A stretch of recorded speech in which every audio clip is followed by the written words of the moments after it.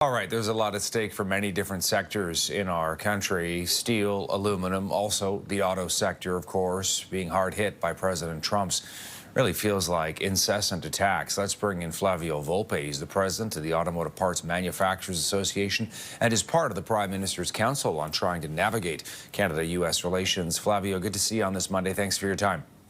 Thanks for having me. What do we need to see in the budget related to Canada's auto sector? Well, we heard from the Prime Minister and the Finance Minister about a month ago that this budget is going to be organized in capital spending and then operational expenses. I think what we want to be able to see is in that operational expense a little bit more of a tightening of how much we spend in the public sector, and then on that operational side, on the capital side. A lot of the things that a healthy auto sector relies on is a healthy supply sector, is a healthy raw material sector. If they're spending on infrastructure, that's good news for steel. If there's good news for steel, there's good news for auto parts and tool suppliers. Are we building into this budget that NATO spend, that growth from 2% or just under 2% to 5% by 2035. There's a lot of things that defense spending would go to that roll on wheels or in highly engineered products. The Canadian auto parts sector during the pandemic pivoted almost immediately to making medical goods, everything from complicated ventilators to masks. The industry is looking for opportunities to also pivot during this trade fight with the Americans when volumes are low and announcements from automakers are bad news, especially in the last few weeks. Is there a different role that these advanced technology, these advanced manufacturing companies can play? We're going to be looking for that. I'm also curious, whether you think there's much more they can do right now in the here and now. There's so much at stake here.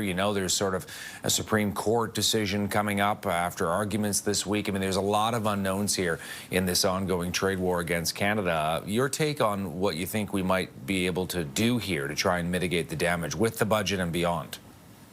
Sure. Look, the government has done a good job, and as well as the provincial governments have done a good job to put cash available to companies who are trade exposed, whose volumes are down, to get through the period, to hold on to staff, to hold on to operating assets instead of having to make really tough decisions that are irreversible. Some of those programs are programs that the funding gets triggered by new products and new markets.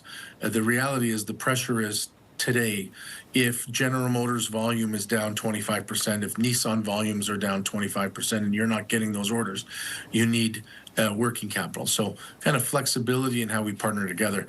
And that's not, hey, look, let's help out with no return in mind. It's, can we keep this strong manufacturing sector, this industrial Canada in place so that when we actually do those defense spending dollars, we're not just doing that by buying things made in Korea or Germany in the USA. I think that's the biggest challenge for auto manufacturers, auto parts manufacturers, tools and raw materials, but really for industrial Canada. We should not just play on our own spend. The Prime Minister said, I'm going to focus on procurement from Canada. But if we've got solutions for other NATO partners, there's 29 countries that if we've got something, we can sell to the Danes, we can sell to the Germans, we can sell to the French. We are really looking at this as what's the opportunity to pivot and how hard can we go, remembering that we did that for the pandemic and we showed up for this country's need when we couldn't get those components, couldn't get those medical supplies from around the world. Flavio, always a pleasure. Thanks for taking time for CTV News today again. Thank you.